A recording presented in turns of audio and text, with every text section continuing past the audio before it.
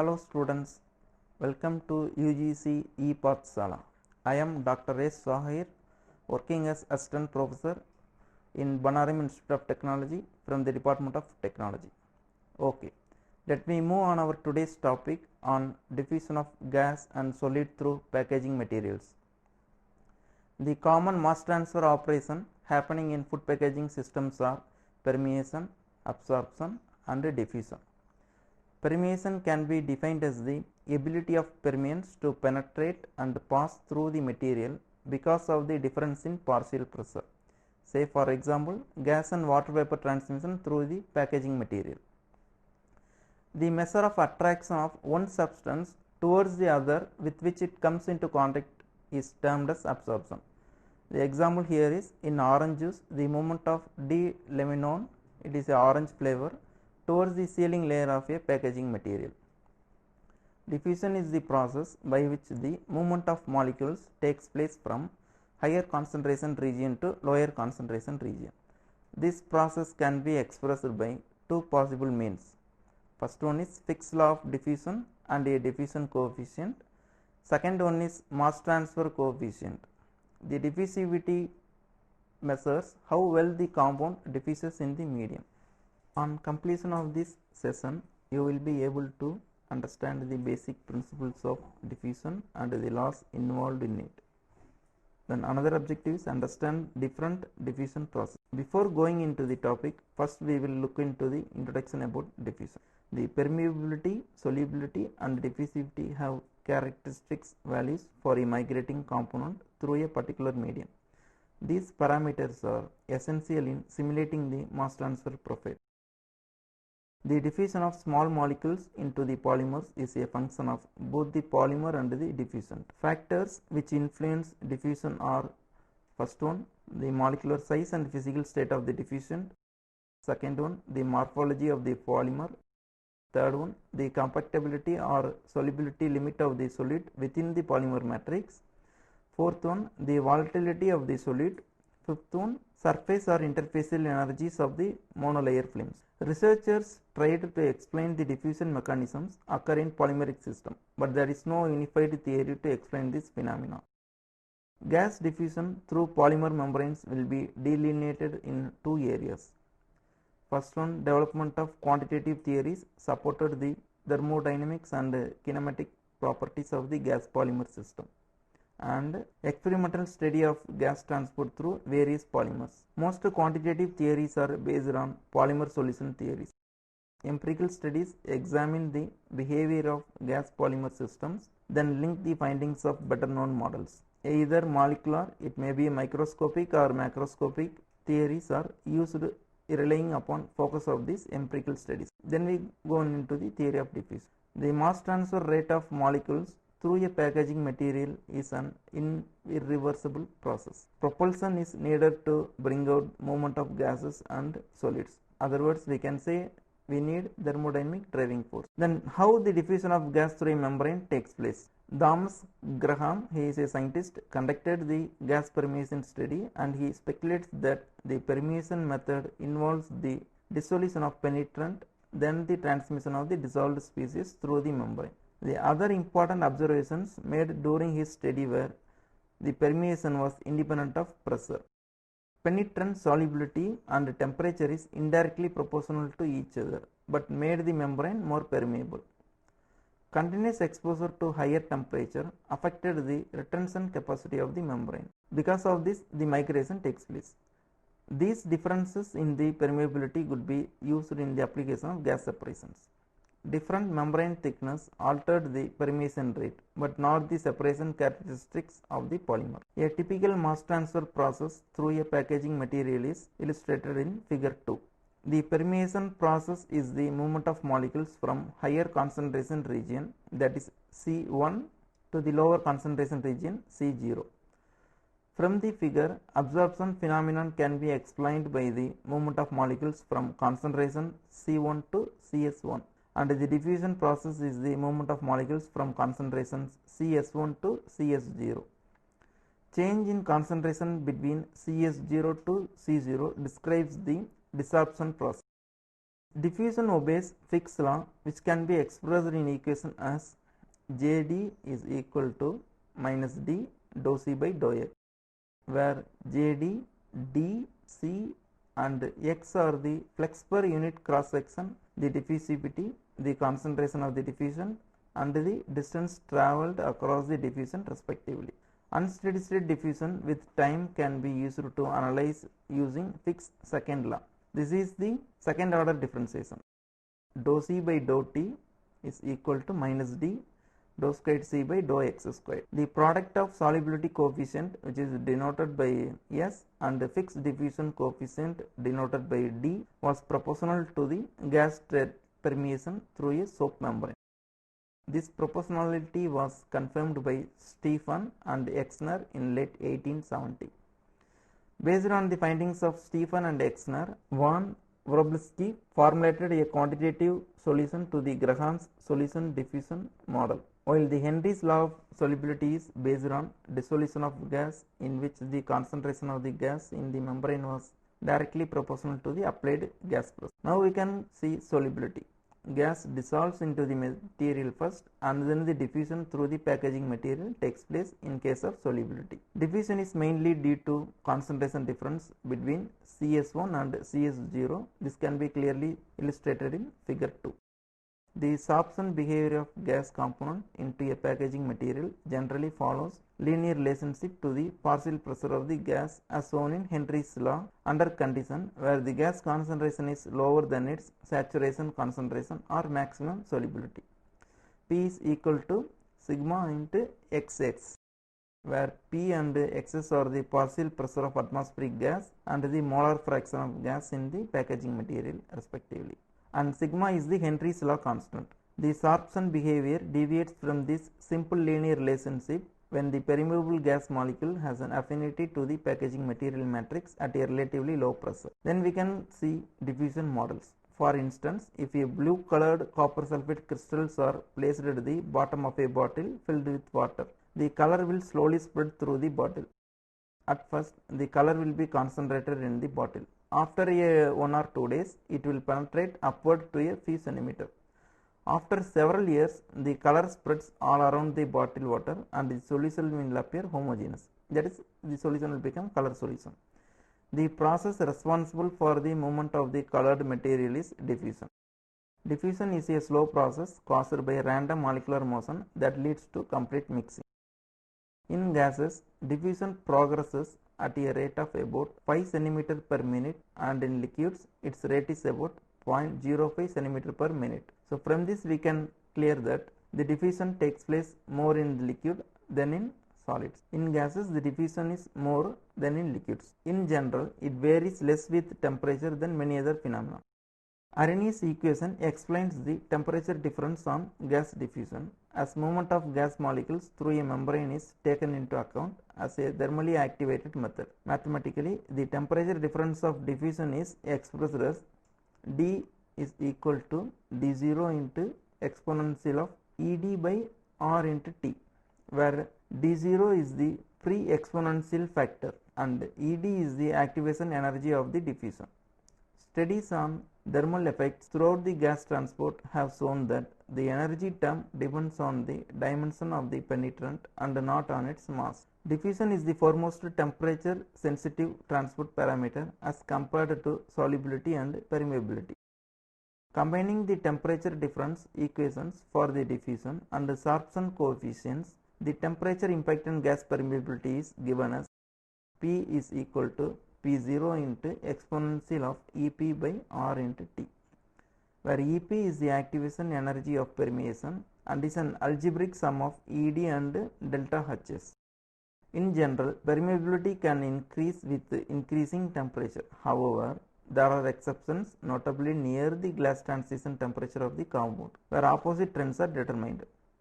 Experiments with greenhouse emission permeation through a polymer membrane showed attenuated permeability with augmented temperatures. That means greenhouse emission gas in here is CO2. The same behavior was conjointly ascertained for gas permeation through polyamide polymers. These observations were explained in terms of pressure effects on the polymer under isothermal operation conditions. The high stress caused by the applied pressure level was explicit to cause a transition within the compound from a rubbery state to a glassy state. Specifically, in glassy polymers, all three gas transport parameters decrease with increasing temperature. Some exceptions are ascertained at high temperatures, where low solubility causes a lot of errors within the fitting of the twin mode sorption curve. The concentration dependence of the diffusion constant is mostly studied indirectly, as direct experimental measurements are laborious to perform. Indirect measuring will be made through an experiment measuring the pressure dependence on solubility and permeability of a gas in a polymer. Based on these separate observations, the pressure dependence on diffusion is deduced as the ratio of permeability and solubility. By employing a similar approach that's used for studying pressure dependence on gas solubility and permeability, the four typical isotherms ascertained for diffusion were shown in figure 3. Response A occurs once polymers are exposed to organic vapors or hydrophilic polymers exposed to water. Response B is ascertained for plasticizing penetrants present at very low concentration, thereby giving a linear response.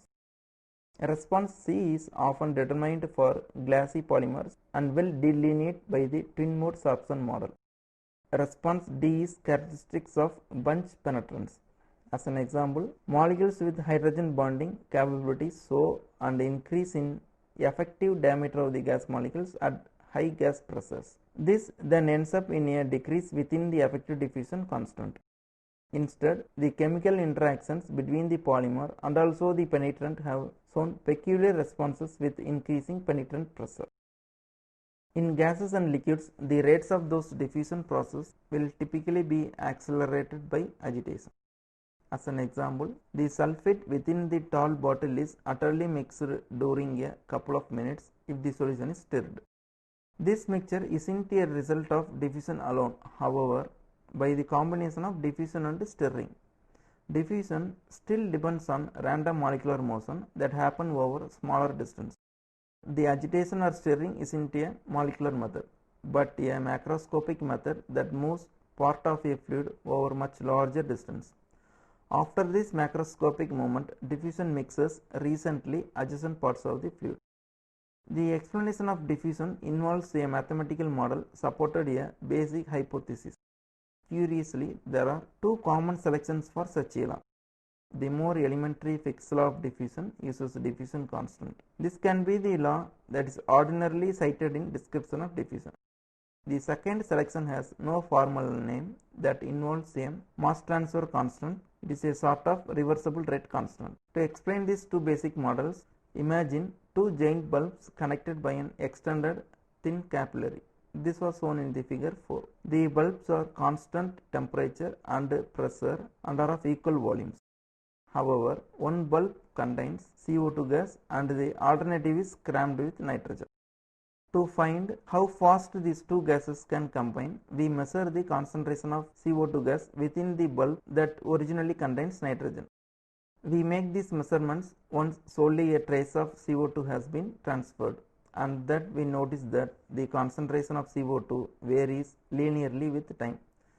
From this, we all know the quantity transferred per unit time. We wish to research this quantity transferred to see physical properties that may be applicable not solely to the present experiment, however, conjointly in alternative experiments. To do this, we have a tendency to first outline the flux. CO2 flux can be explained in equation as CO2 flux is equal to amount of gas removed divided by time taken to diffuse through the capillary area.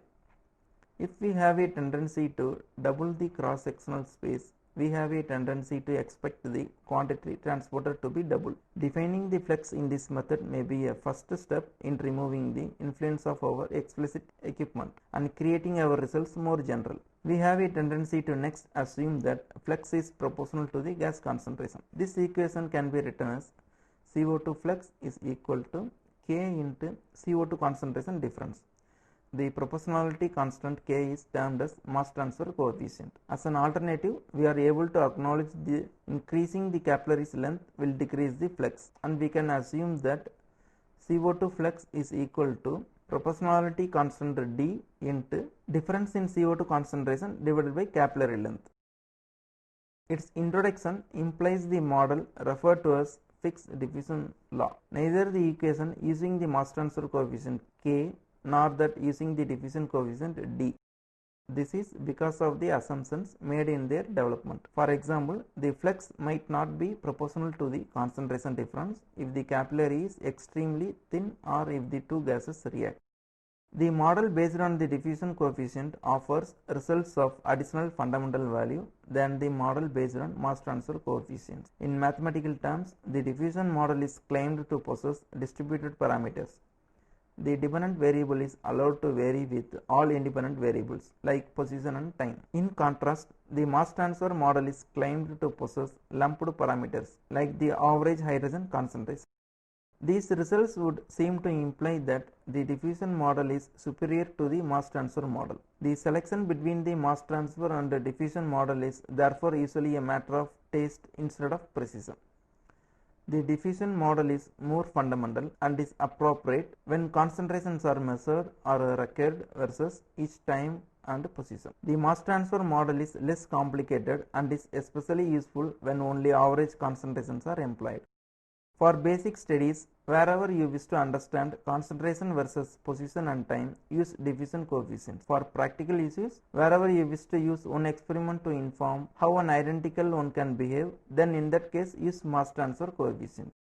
The previous approach is that the distributed parameter model employed in chemistry, and therefore the latter is that the lumped parameter model employed in engineering. Both approaches are used in medicine and biology, but not always explicitly. Now we can see how the steady-state diffusion happens across a thin film. It is essential to determine the amount of solute moves across the film. This we call it as diffusion flux, and the concentration changes within the film.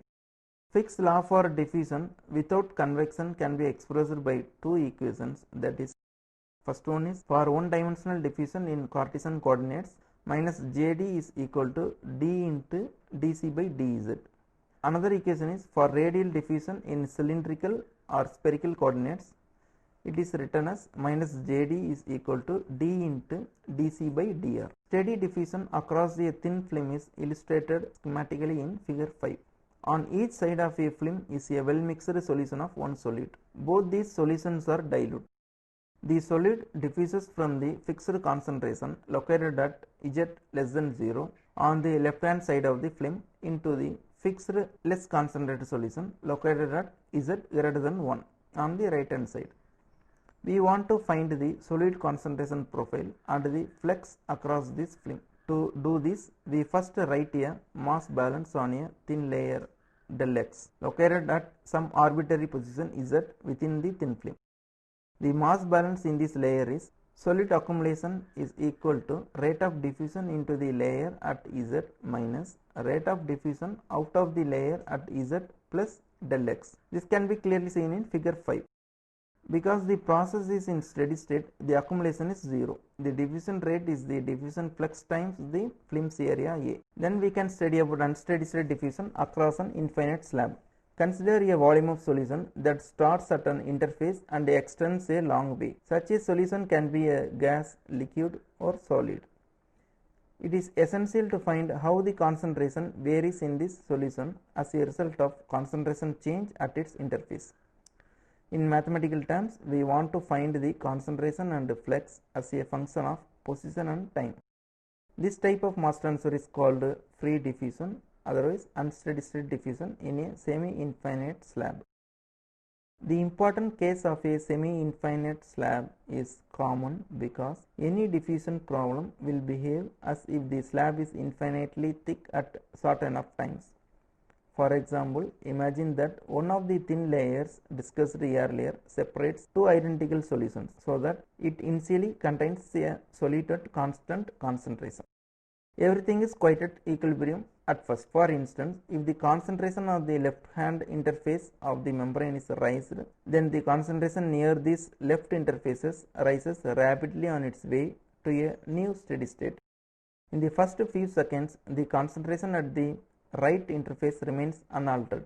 When time goes on, the system will move into a steady state limit. but in first seconds the membrane behaves like a semi-infinite slab. The diffusion in a semi-infinite slab is depicted in picture 6. The slab initially contains a uniform concentration of solid C1 infinitive. At the time 0, the concentration at the interface is suddenly increased. The increase produces the time dependent concentration profile that develops as solid penetrance into the slab. The mass balance in this situation is solute accumulation in volume A del Z is equal to rate of diffusion into the layer at Z minus rate of diffusion out of the layer at Z plus del Z. Then we can study about diffusion with convection. Maxwell suggests that diffusion and convection continually occur along. The physical system consists of an oversized reservoir of benzene connected to a larger volume of air by means of a capillary tube. This is clearly shown in figure 7. Benzene evaporates and moves through the capillary into the surrounding air. At room temperature, not much benzene evaporates because its vapor pressure is low. Benzene vapor moves slowly because of Brownian motion.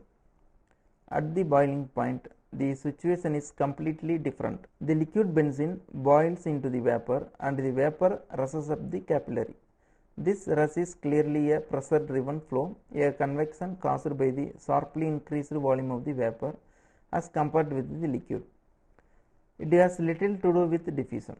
And intermediate temperatures, both diffusion and convection will be important because the processes takes place simultaneously. Then we can see the definition of mass transfer coefficient. In the transfer of mass from some interface into a well mixed solution, we expect that the amount transferred is proportional to the concentration difference and the interfacial difference. The equation can be written as rate of mass transfer is equal to K into interfacial area into concentration difference, where K is the proportionality constant and also called the mass transfer coefficient. If we divide both sides of the equation by the area, then we will get flux at interface. We have now come to the end of this module. Let me summarize the topics what we had learnt in this module. Permeation, absorption and diffusion are the common mass transfer operations. Diffusion takes place when the concentration gradients exist. Two basic models involved in diffusions. Then diffusion obeys Fick's law. Maxwell suggested diffusion with convection. Steady state diffusion takes place across a thin film, while unsteady state diffusion takes place across an infinite slab.